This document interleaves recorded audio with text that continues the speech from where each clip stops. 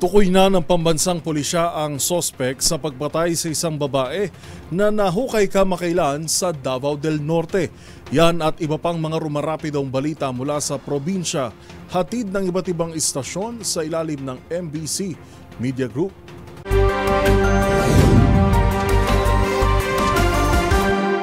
Balita mula sa Davao del Norte. 4 na taon na nakalipas mula noong naiulat na nawawala ang isang 17 anyos na babae sa Tagum City, Davao del Norte noong Marso 4, 2020 at natagpuan kalansay noong Hulyo 14, 2024 sa tabi ng isang boarding house sa Purok 5, Barangay Apukon, Tagum City, Davao del Norte. Ibinunyag ni Police Lieutenant Colonel Wildemore Tio, hepe ng Tagum City Police Station, na naibalik ang kwento matapos nangyari ang pagpatay ng isang stepfather sa 14 na taong gulang na nilibing din bago ginahas at pinatay sa Panabo, Davao del Norte, at nagkataon ngayong natagpuan na ang mga buto ng biktimang si Arong. Dagdag pa ni Colonel Tio, noong mga oras na iyon ay kinumpirma ng ina na ang na-recover na gamit ay pagmamayari ng kanyang anak na si Queenie Grace Arong at ito ang huling suot ng biktima bago ito nawala. Samantala, kinumpirma rin ng may-ari ng boarding house na ang lubid na nakabit sa bangkay ng biktima ay ang lubid na ginagawa niyang sampayan at ang towel ay pag-aari ng sospek. Sa inilunsad na investigasyon, kinilala ang sospek na si alias J at isang photographer na sa kasalukuyan at large. Ito mano ang nag-alok sa biktima na maging modelo para dalhin sa Davao at Manila. Sa ngayon, ang mga otoridad ay patuloy pa rin ang paghahanap sa suspek na nagtatago at pinapabilis ang proseso ng arrest warrant. Para sa MBC TV Network News,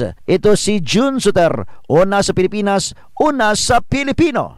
Sa pagkakatagpo ng bumagsak na nawawalang F-50 fighter jet sa bahaging paanan ng Mount Kalatungan, Bukidnon, inaasahang tuloy-tuloy ang military operation laban sa mga komunistang grupo na mag-iisang buwan na umanong kinakaharap ng armed forces sa magubat na bahagi ng La Paz, Agusan del Sur, boundary ng Cabanglasan, Bukidnon. Ayon sa militar, nasa more or less 30 to 50 armed men ang kaengkwentro ng kanilang tropa sa nabanggit na lugar nitong March 4. At sa layuning maparalyze sumano ang depensa ng NPA, kinumpirma ni 403rd Infantry Brigade Commander Colonel Antonio Duluan Jr. na nag-request sumano sila ng air support na dumating naman at nakapag-bombing mission pa ang dalawa sa F-50 habang dito na nagkaaberya ang pangatlong F-50 na bumagsak at ikinasawi ng 2 piloto. Magugunitang matapos mapatay ang top leader ng CPP-NPA na si Myrna Solarte, batay sa mga report ng iba't ibang units ng Philippine Army sa lugar, nagtuloy-tuloy ang kanilang operation sa bahagi ng Caraga Region hanggang sa northern area. Maliban sa mga patuloy na lumalaban ng mga NPA kombatan sa Caraga at Cabanglasan, Bukidnon, 7 naman ang sumuko sa 901st Infantry Brigade. Labis namang nagpapasalamat ang Philippine Army sa napakahalagang papel na ginagampanan ng Philippine Air Force kaugnay sa patuloy na kampanya laban sa mga kalaban ng Estado. Mula sa Central Mindanao, RH19, June Dimakutak, DCRH, una sa Pilipinas, una sa Pilipino.